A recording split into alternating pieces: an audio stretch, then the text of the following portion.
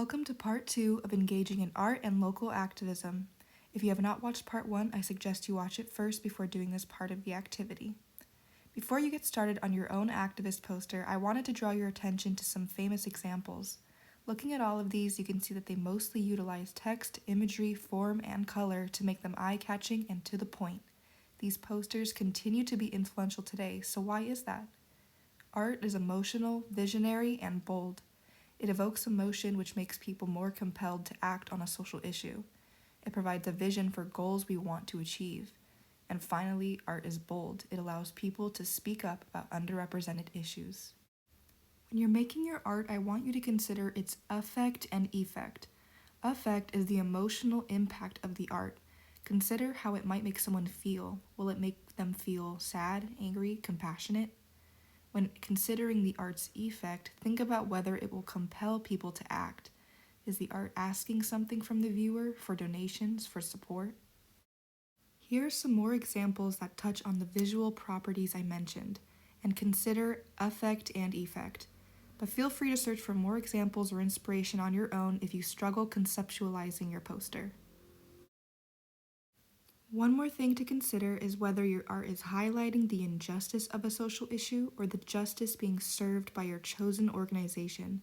For example, if the issue was homelessness, would you portray a homeless person isolated from society, or instead a helping hand reaching out to the homeless person? Now that you have more knowledge on what to consider when creating your activist poster, I now want you to brainstorm imagery and text for the 3 organizations you narrowed down from part 1. I've put some examples of symbols here and some activist sayings. Feel free to pick from these or to brainstorm some on your own. For example, I may want to include Black women in my poster for the California Black Women's Health Project. For inner city arts, I might want to include a paintbrush and a child's hand. Look at the content on your notes to see what symbols pop out to you. After you've brainstormed for 3 posters, I want you to narrow down to 1. To help you narrow down your choice, I've written some questions for you to consider. First, identify your goal. What is your poster meant to do? Change attitudes, change legislation? Choose one of these to center your poster around. Secondly, why is it important? Be clear as to why you're creating your art and why does it matter. Lastly, who are you trying to reach? Is your art targeted towards like-minded or opposite-minded individuals? And who will you spread your art among? Now that you've narrowed down your poster idea to 1, we can get started on creating. I will be demonstrating 2 ways to create your art poster on Canva and Procreate. You can pause here to start creating on your own, or you can watch my demonstration.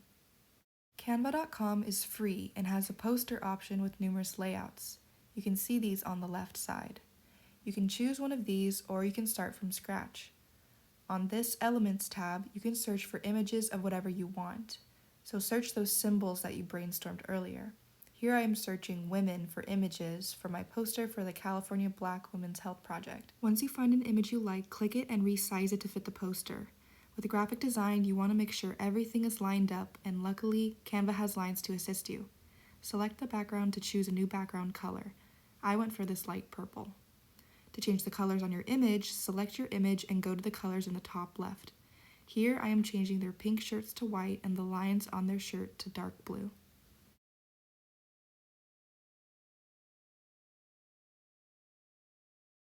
Next, I'm adding text in a bold font and centering it in the middle. It may take a while for you to choose the perfect font, but luckily Canva has tons of options. Just make sure that your font can be easily read from far away.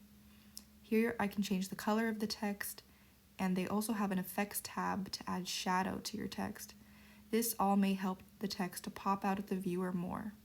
Play around with these and see what fits.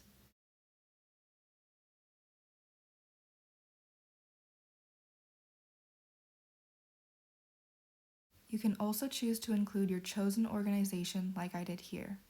Feel free to keep moving around your text or image to find the best layout for your poster. Here I was putting the text on the left initially, and now I'm putting it on the right.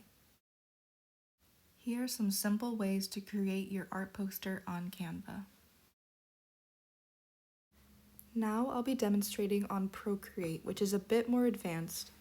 I'm starting off by using a sketching pencil to sketch the child's hand that I brainstormed earlier. I was actually looking at a reference picture here, which I would highly recommend. If you were drawing a polar bear, I would recommend looking up a picture of a polar bear first.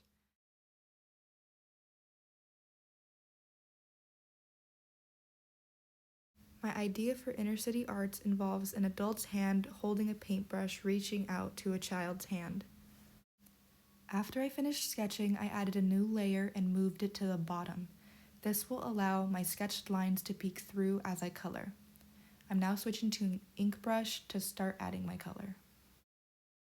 If you're trying to draw realistically, pay attention to the highlights and the shadows that are on your image. This will help you to create a more realistic image. Your poster does not need to be as detailed as this one. I'm just demonstrating my personal art style, which is more realistic. To change the background of your piece, tap Background Color and slide along the color scale. I went for this periwinkle color, which I felt fit the poster. Now I'm making my sketch layer disappear so I can outline the drawing in black pen.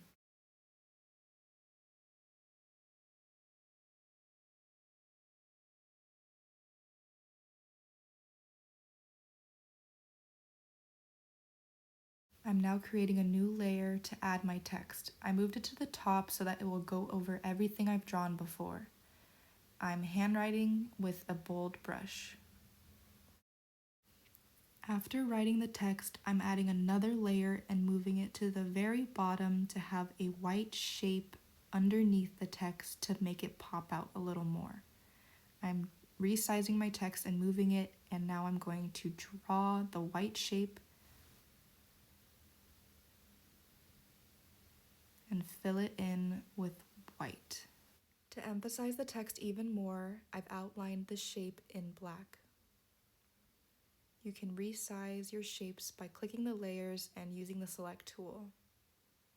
Here is the completed poster. So what now? What do you do with your finished poster? First, print it. Make it a tangible work of art.